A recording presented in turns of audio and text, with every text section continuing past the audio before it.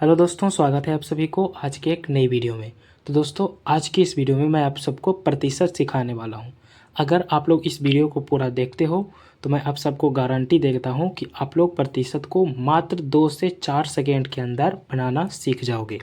तो बस आप सबसे रिक्वेस्ट है कि वीडियो को लास्ट तक ज़रूर देखना और वीडियो को पसंद आए तो बस एक कमेंट में हमें ज़रूर बताना और सब्सक्राइब करना। तो चलिए दोस्तों, हम लोग शुरू करते हैं। देखिए दोस्तों, हम लोग प्रतिशत सीखने से पहले उसको हम लोग समझ लेते हैं कि सबसे पहले प्रतिशत है क्या। ठीक है, बस मैं 2 मिनट ही लूँगा इसको समझाने के लिए, उसके बाद हम लोग सवाल से शुरू करेंगे। तो आइए हम लोग सबसे पहले समझ लेते हैं कि प्रतिशत क्या है।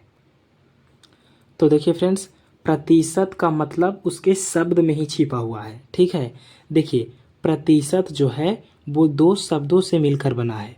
पहला प्रति और प्लस शत।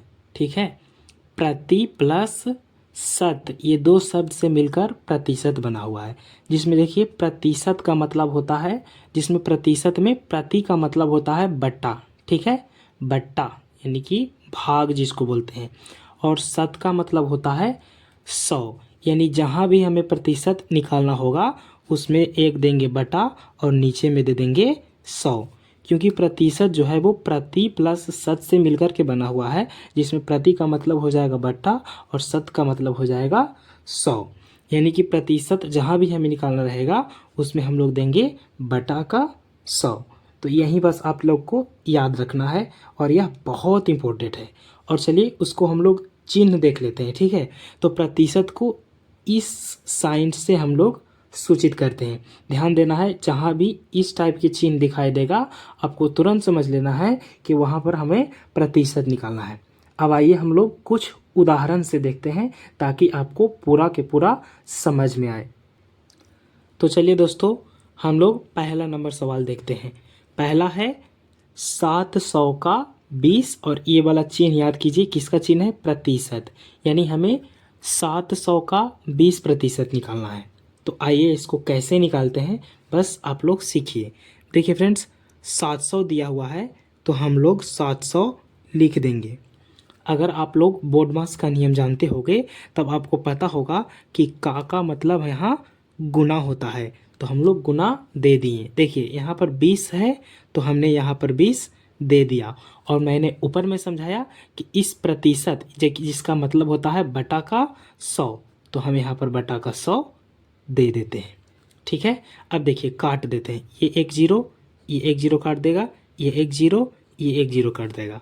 बचेगा क्या फ्रेंड, बचेगा हमारा 7 गुना 20 बराबर कितना होगा, तो 140।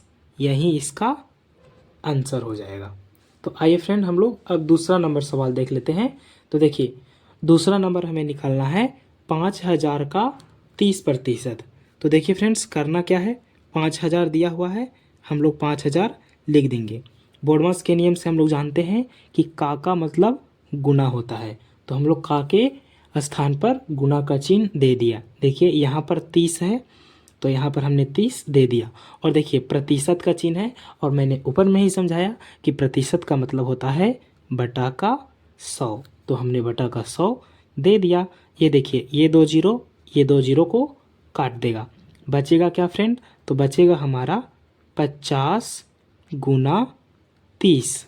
ठीक है, जिसका बराबर हो जाएगा, देखिए 5 दिया 15, और ये 1 0 या 1 0 2 0 हो जाएगा, यानी 1500 इसका आंसर हो जाएगा।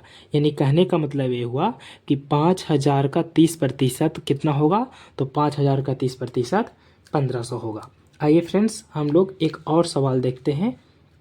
तो ये देखिए यहाँ पर दिया हुआ है 70% का 10% निकालना है।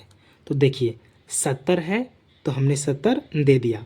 याद कीजिए फ्रेंड्स, ये प्रतिशत का चिन्ह है और प्रतिशत का मतलब होता है बटा का 100, तो हम लोग यहाँ पर बटा में 100 दे दिए।